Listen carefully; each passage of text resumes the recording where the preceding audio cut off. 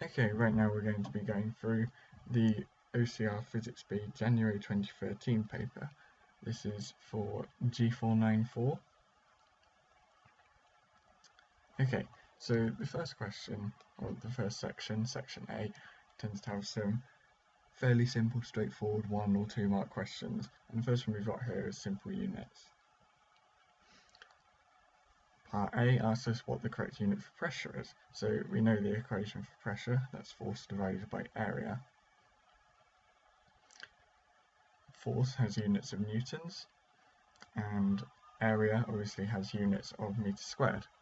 So you just simply do newtons divided by meters squared, and you end up with newtons per meter squared. Next one's a little bit more tricky. It's what's the unit for kinetic energy. So again, you just write out what the units are for each of the quantities. We've got mass is kilograms and velocity is meters per second. So you then put that into its own little mini equation, kilogram meters per second squared. That gives you kilogram meters squared per second squared. And we know that kilograms meters per second squared is newtons, because force equals mass times acceleration. Mass is kilograms, acceleration is meters per second squared. So that just means we've got the extra m, the extra meter from kilograms meters squared per second squared added into this one here, which you can see is missing. So you've got newtons and an extra meter, to then be the answer for that question. There's another slightly different way of doing this. You know it's a unit of energy, and you know that work done is also a unit of energy. So you can have work done equals force times distance. Units of force is newtons, units of distance is meters. So it's simply times them both together, and you've got Newton meter. Questions 2, this is something that you need to kind of learn. The first correct answer is microwave radiation is detected from all directions in space. The next one's redshift, so you need to try and learn them ones. The other ones, you can look at them and deduce that they're not really that relevant, all of them. Blue shift light from nearby galaxies, that just means they're moving towards us, doesn't necessarily have much to do with the Big Bang. Presence of black holes at the core of a galaxy, not really anything to do with the Big Bang either. And most of the visible matter in the universe appears to be clumped in galaxies. Again, it doesn't have the same relationship to the Big Bang as the other two. Microwave radiation coming from all different parts, that kind of implies there's a big explosion. Redshift from galaxies means everything's moving apart, so again, big explosion, things moving away from each other. Okay, question 3. Use the graph to show that the decay constant of the isotope is about 4 times 10 to the minus 7 per second. So there are again 2 ways of doing this. We'll go through a more equation-based one first. So you know this is how the activity changes with time. It's an exponential decay, so hence the decay constant and the time.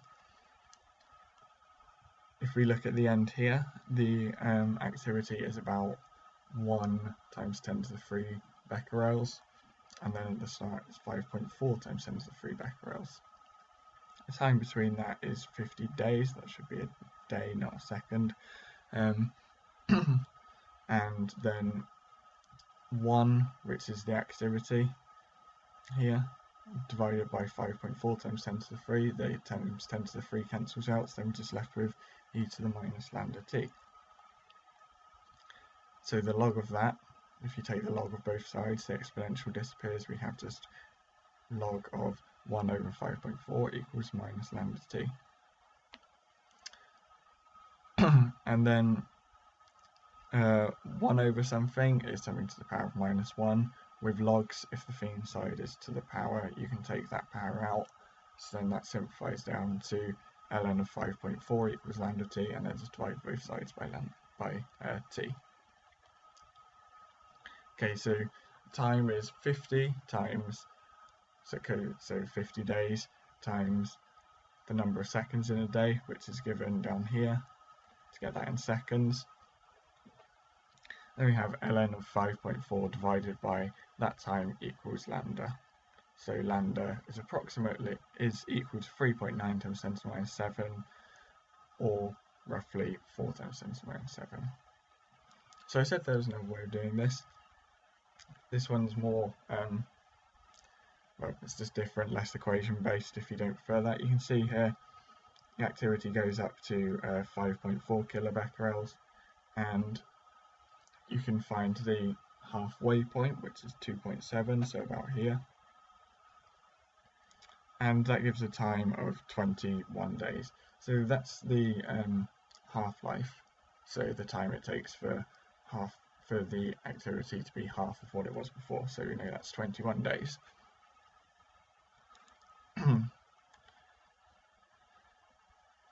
So half-life in seconds is this here, just times it by the number of seconds in a day. And then there's an equation in the formula booklet, which is decay constant equals ln of 2 divided by the half-life.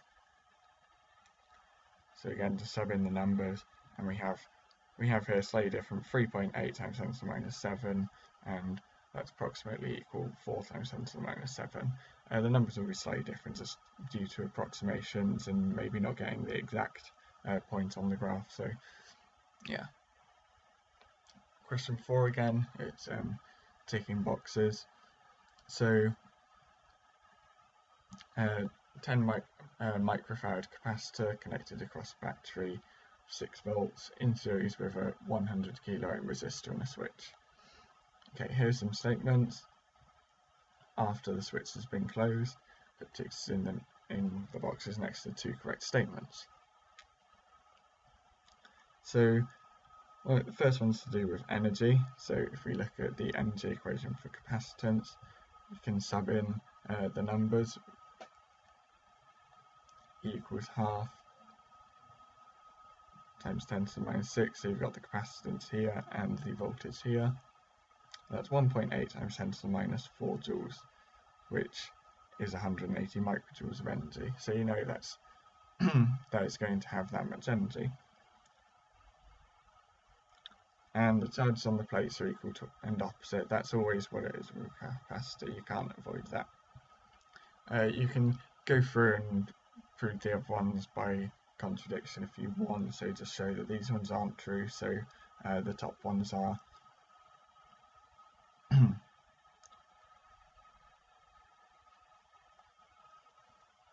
Okay. Student measuring the extension of a spring for various weights hung from one end. Results are shown below. Okay, so calculate the energy stored in the spring when it supports a weight of 6 newtons. So the first thing to do would go across and look at 6 newtons, and you see that just about corresponds to, well, should just about correspond to 21 millimeters. Energy stored in a spring is E equals half x or half kx squared, whichever one you prefer. I think that one's also in the formula booklet, so again just sub in the numbers. And then we have E equals 0.063 joules. Okay, so it's just why the oscillations are not exactly simple harmonic. And this is the fact that force isn't proportional to the displacement.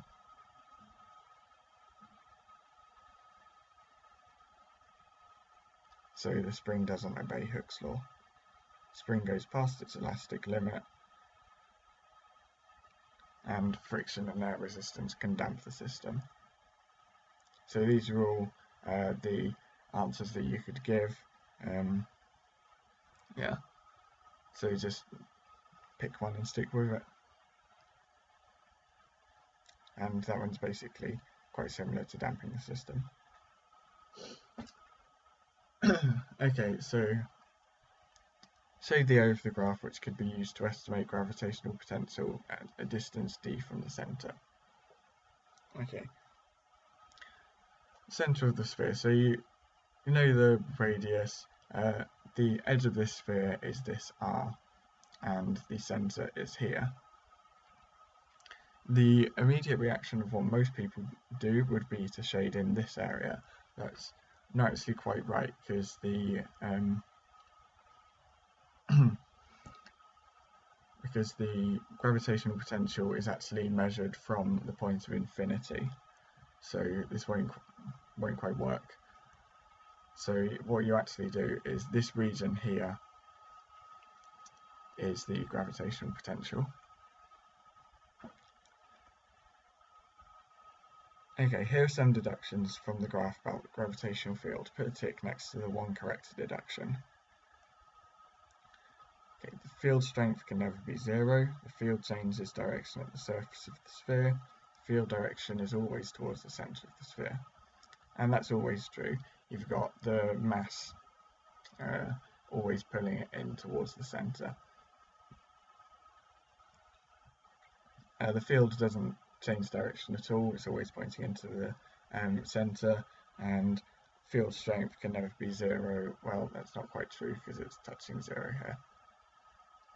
here. A kind of mini exam tip, you see both of these here are talking about direction of the field.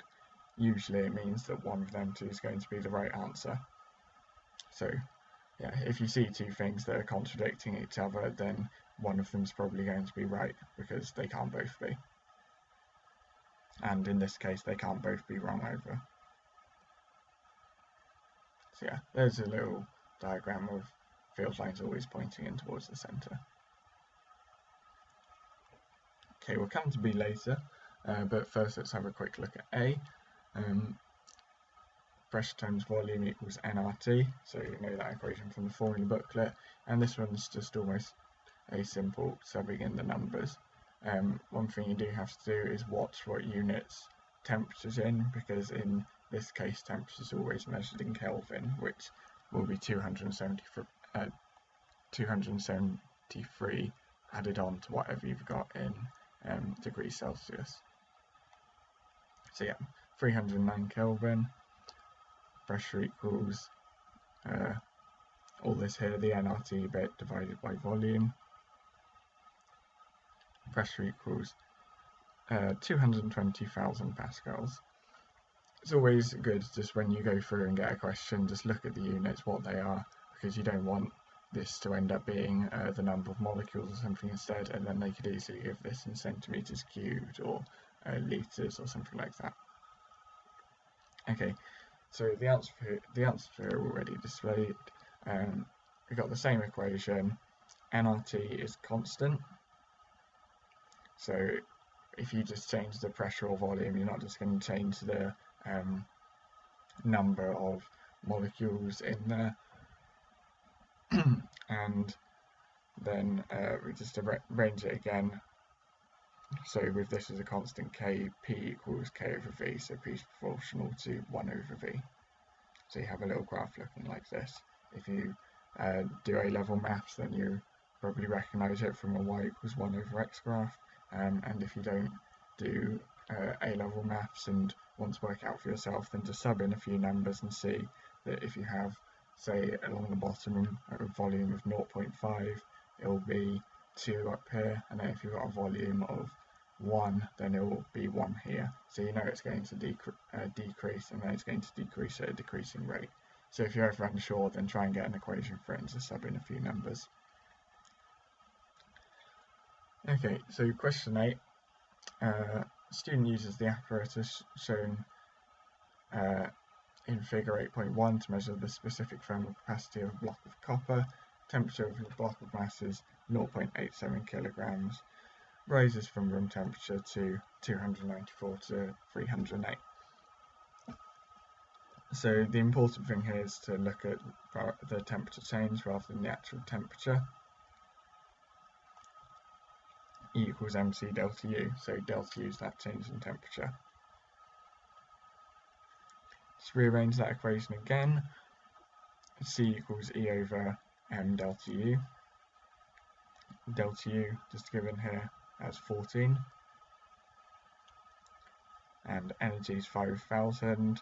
So, and the mass was 0.87, so it's just subbing in the numbers. If you don't know the equation, you can't find it in your formula booklet, or you just have no idea what it is, have a quick look at the units. So we've got joules, we've got kilograms, and we've got Kelvin. So if you look at that, they're all joules divided by kilograms divided by Kelvin. So that's an energy divided by a mass and a temperature. So you've got the energy here, you've got the mass here, and you've got two temperatures. So logical thing would be a change in temperature if you know that from the course, and then you've got the right units that will go with it. So even without the equation, you can just deduce it. Okay, so just why the presence of the heater and thermometer means your answer to A is only an approximation. So some energy is actually required to raise the temperature of the heater itself. So you can't just have a heater without any energy going into it. And then the temperature of the thermometer is also going to be raised by the heat. So not all of the energy is actually going to be transferred to the block itself. Okay, question 9. A bit of relativity to enjoy. So you've got charged pions at rest in a laboratory, and these have a measured half-life of 18 nanoseconds. Half-life that we've measured in the laboratory is 54 nanoseconds. So what's the relativistic factor? This is just simply the lab time frame divided by the actual time frame. So it's going to be 3. And if you're ever unsure when you've got two numbers, then either times them together or divide one by the other and use intuition, because we know that gamma can't be less than 1. So just 1 divided by the other. Okay, calculate the speed of the particles in the relative to the laboratory. So this one's a bit of equation rearranging. We know this equation here, gamma equals 1 over root of 1 minus b squared over c squared. And then we want to rearrange it for for v. So yeah, just times both sides by root 1 minus b squared over c squared and divide both sides by gamma. Square both sides, so we've got 1 over gamma squared here. 1 minus gamma squared equals v squared over c squared. And then times both sides by c squared. And then take the square root of both sides to get v. So that bit's the difficult part. The end again is just subbing in numbers, but this is what will get you the marks. So if you need practice of equation rearranging, then it's good to do so, because things like this are a little bit more complicated than just E equals mc delta u. So sub in gamma equals 3 and c equals 3 times 10 to the 8, and we get 2.8 times 10 to the 8 meters per second. If you end up getting a value faster than the speed of light, then you've probably gone wrong somewhere. If you end up getting a value that's faster than a car but not as fast as a plane, then you're probably wrong as well, because that's not going to be relativistic. So just look at the numbers. If you've got a significant relativistic factor in there, it'll be around the 10 to the 8 mark. Okay, so now to section B. You know by now that these questions are a bit longer, so they carry on from each other, but it doesn't mean that they're any more difficult. It's just more focused on the topic and continuing on. So part A is question 10. Draw 4 arrowed lines on figure 10.1 to represent the gravitational field above the Earth's surface. So we did something very similar earlier on, and we know that they always point in towards the centre, and the gravitational field, the head of the arrows, is pointing inwards. You don't want it pointing outwards, otherwise we'd all be flying away from the Earth. But as you know, we're pulled in towards the centre of the Earth. Okay, part B. Gravitational field strength at the Earth's surface is blah blah blah, all these numbers. You just need to know the right equation to use. So show that the mass of the Earth is something. So we have this equation for gravitational field. Little g equals big G m over r squared, and we want to rearrange that for mass. R squared g equals big G m, and r squared little g over big G equals m. So again, just sub in the right numbers. Gravitational field strength at its surface, 6.4 times 10 to the 6, so that's our r, is 9.8, so that's little g, and big G is given here, the gravitational constant. So we get m to be 5.99 e to the 24, so times 10 to the 24, which is approximately what they've given us.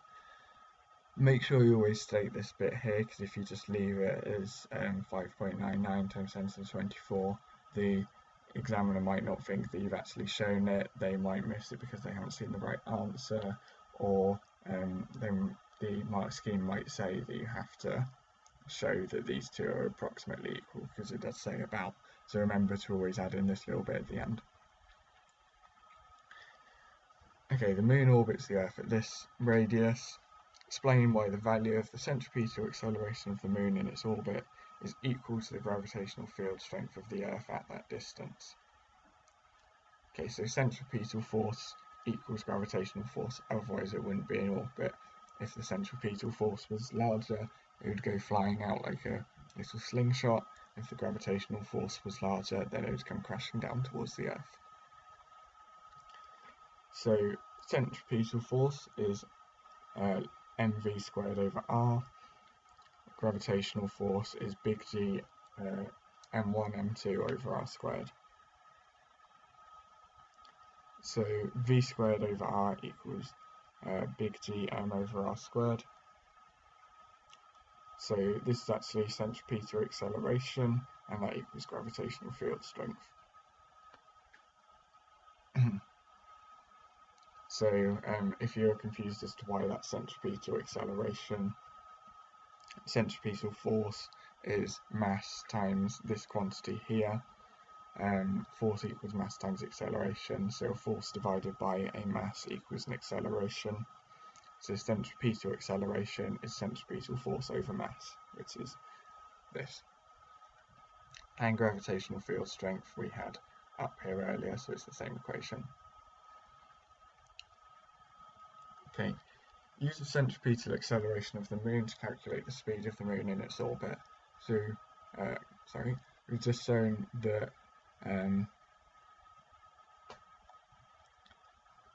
the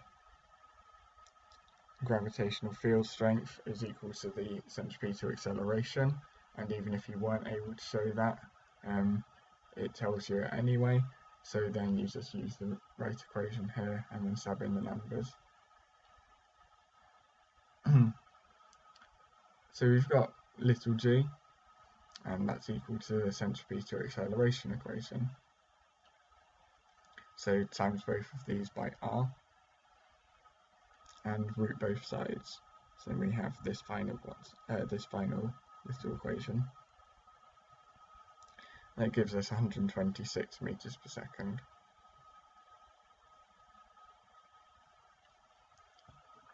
And then again, the value seems about right. You wouldn't expect it to be very low. You wouldn't expect it to be near the speed of light. And if you're really keen, then you could go and check and see if that the time taken for it to go round one orbit is about a month using that equation and the circumference. You can do that for a check if you want, but I probably wouldn't waste time on it in an exam unless you've got plenty of time at the end. Okay, so explain how you can use EM waves to verify that the radius of the moon's circular orbit is 3.8 times 10 to the 8 meters. So when it says electromagnetic waves, it just means something like something like light, basically. Okay, so fire a pulse of light or radio microwave radiation and reflect it from the moon. Then you can measure the pulse to echo time. So the pulse to echo time is the time from when you've sent it out to the time it's arrived back. So if you sent it out and then you get a signal back in an hour, then an hour is your pulse to echo time. Divide that time by 2 to get the time taken to go one way. Pretty straightforward. And then use distance equals the speed of light times time to find d. So d is the orbital radius of the moon. So this bit here is important. If you just say you've got, if you just leave it at the time taken, then you're not actually answering the question. And just remember the speed of light if you're using an electromagnetic wave.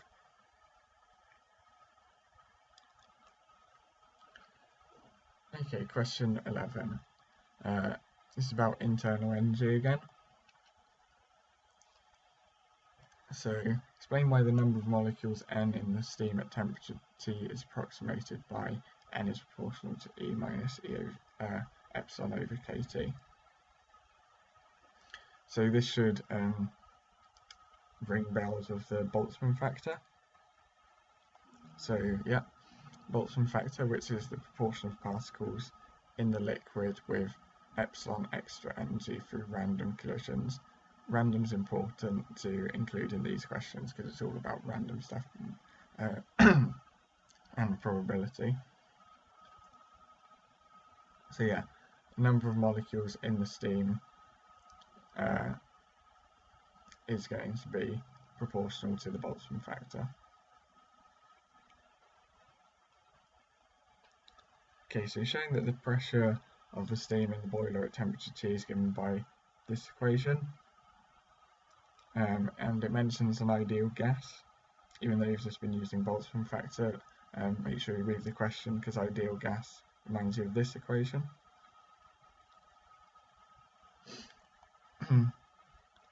And we also know that n is proportional to e to the minus epsilon over kT. So you can then say that it's equal to a constant times e to the minus epsilon over kT. Yeah. And then sub it into the final equation, to the original equation for pressure. So K and V are also constant. The volume of this isn't changing, and the Boltzmann constant is not going to suddenly change either. So then we include that in our constancy. Sometimes you might be required, and it's always good practice to actually potentially change the constant if anything changes about it. So really this one here should probably be an A, and this one should also be an A or some different letter, and then when you combine K, V and C together it creates a new constant C, which is the one they've got at the end. Okay, next part. Describe and explain how the energy of a water molecule in steam at a constant temperature changes with time. So, answer should clearly explain the change of energy of the water molecule. So there are a lot of questions that are similar to this that are asked about, and it's almost a step-by-step thing that you've got to remember, which causes energy changes with time. So it's always going to have frequent collisions with other particles because it's got an energy. And this energy will be transferred at each collision. Energy change at each collision is random, so again remember the importance of randomness in this topic. And the average energy of a particle over time is constant. So the average energy of each particle isn't going to, the average energy of all the particles isn't going to change over time because you're not inputting any more energy because the temperature is constant.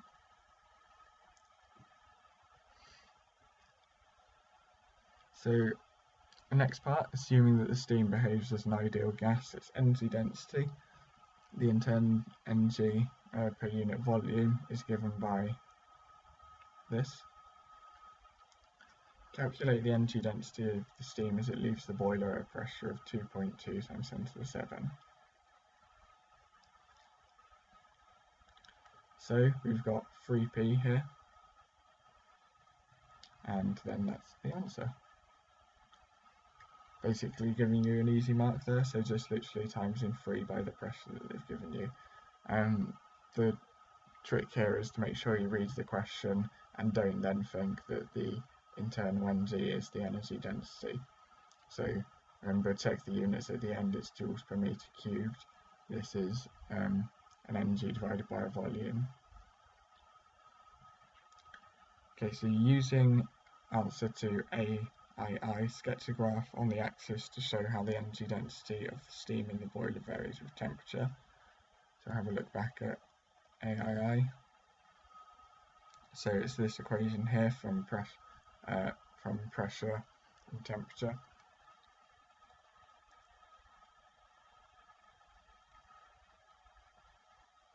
So it's exponential, or should be without that little kink in it. So as the temperature increases, the energy density will also increase. Right, on to something a little bit more interesting. This question is about the launch of a rocket. To use the principle of momentum conservation to explain how an engine ejecting exhaust gases in a downward direction is able to accelerate upwards. So it may seem straightforward, just conservation of momentum, but they want you to include the right terminology. So stating this is very important. Total momentum of the rocket and the fuel that's being ejected is always going to be constant. The momentum is not going to change, momentum is conserved. So the fuel gains downwards momentum, it shoots out the back of the rocket. So the rocket then gains upwards momentum. And yeah, the upwards momentum of the rocket increases with time, and that's kind of, you can also state that's due to the total mass of the rocket decreasing because of fuel being ejected. Okay, so the rocket engines provide a constant thrust of 3.4 times 10 to the 7 newtons. Exhaust gases are ejected downwards at a rate of 1.3 times 10 to the 4. Calculate the speed relative to the engine of the exhaust gases. Okay, so if you look here, you might not know what thrust is, but it's given in newtons, which means it's a force. Force equals mass times acceleration, and acceleration can be given as velocity over time. And put it in this form so that we also know that mass over time, which is this here, you can tell from the units, mass kilograms per unit time. So mass over time is that. So then we have an F equals 1.3 times 10 to the 4 times velocity.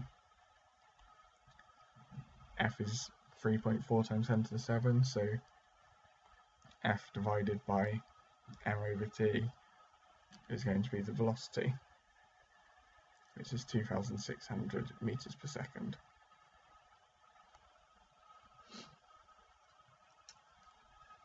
Okay, on to the next part. Show how does the graph below show that the speed of the rocket changes?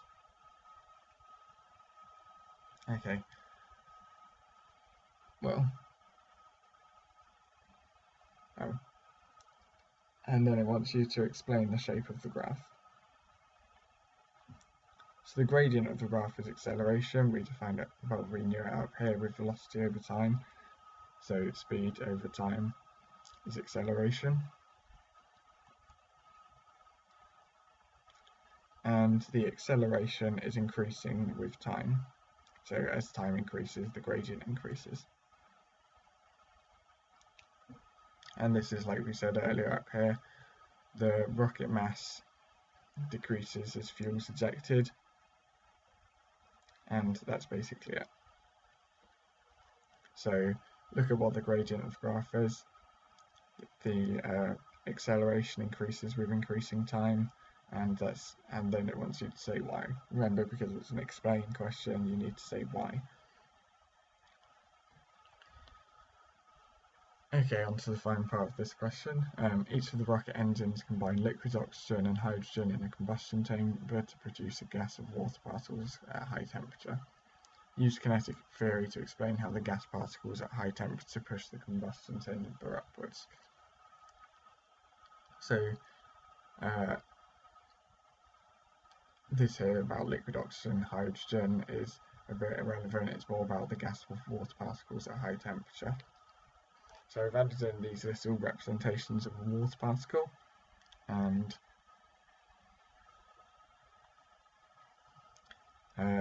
you can see down here, you can explain it in two ways. There's the particles bouncing off the top of the chamber exerting an upwards force, and then the particles won't bounce off the bottom of the chamber because there's a gap here, so there's no downwards force.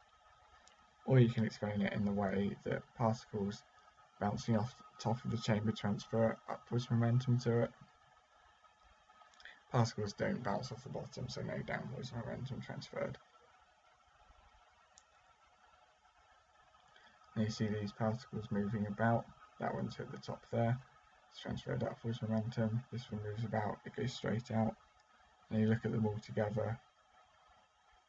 Some of them bounce out, and then each time one's hit, so there's a little arrow. So if you have a look at that again, the first one moves about randomly, bounces off particles, but overall it exerts an upwards force. See this one bouncing off particles, but then bounces out, so there's no downwards force exerted. And then they all move about together, bouncing a bit randomly. Some of them will hit the top and exert that upwards force, whereas some of them will just bounce off the bottom, go out the bottom and not exert any downwards force. And the force on either side will be roughly equal. Okay, question 13. So you got to try and pick out the important information in a question like this. Tension in each spring when the object is equilibrium is given by this. It's an equation. Good, we can use them. Object is displaced to the right from equilibrium by a distance x. By writing down expressions for the tension of the left-hand spring and TR of the right-hand spring, show that when the object is released, acceleration A is given by A equals minus 2k over m times x. So, written these two equations up here, might not know where they've come from yet, but tension is a force, and that's when it's in equilibrium, so E just kind of represents equilibrium. If it's moved to the right, then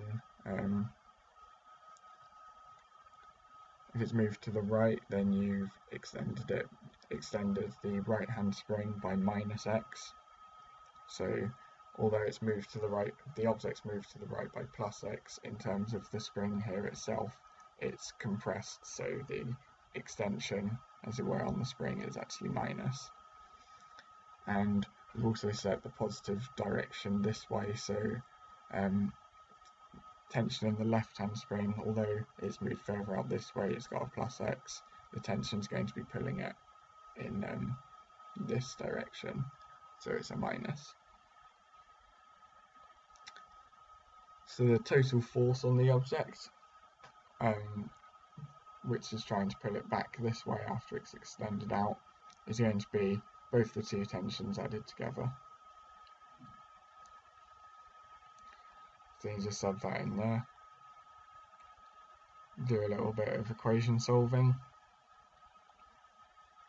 The e's cancel out here, and we've got F equals minus 2kx.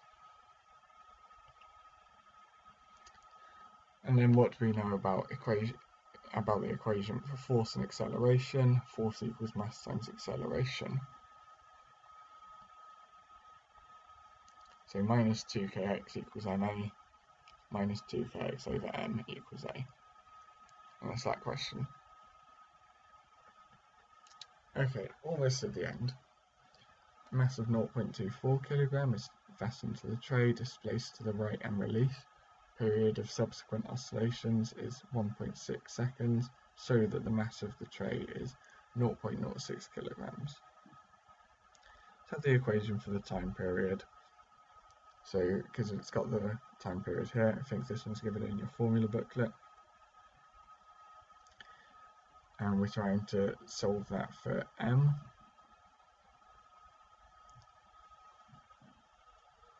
So square both sides. And then just take out the individual components, so t squared, this bit squared is 4 pi squared, and then just times that 1 by k, and then you've got what the mass is. And what we saw from earlier was the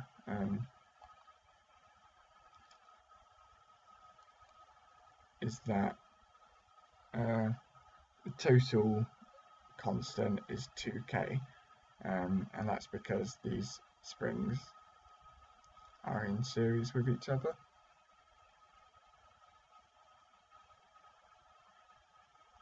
And then you sub that in and get the final equation for the mass. You can sub in the time period now, you can sub in the mass of the whole system. Sorry, that was completely wrong. You sub in the time period and you sub in what k is, and then you get the mass to be 0.3 kilograms. And that's the total mass of the system. So then the mass of the tray and fastener will be the whole system's mass minus the mass of the mass in the centre. And then you get the answer to be 0.06 kilograms.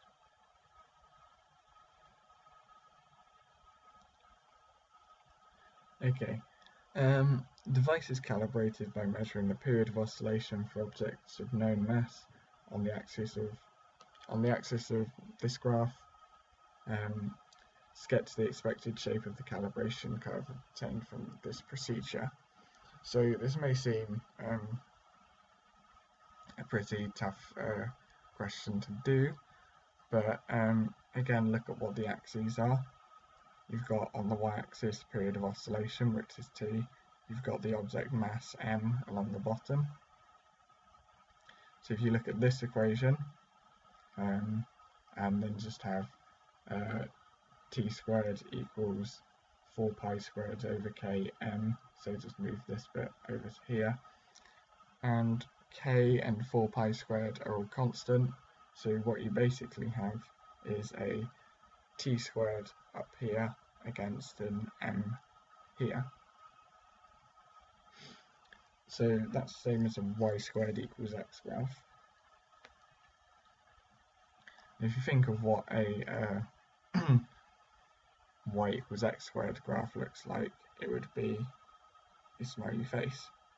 But because it's y squared against x, it's going to be almost the same curve in this way. But you can't have a negative period of oscillation, so then it stops and should go through the 0 point. Okay, thank you. If you like this video and want to request some more, then do so. Message me on YouTube, post on my channel, comment below. If you have any particular exams that you want me to go through, then again, just comment or message, and I'll get to it soon and make another one. Check out the other ones on my channel as well. Thank you.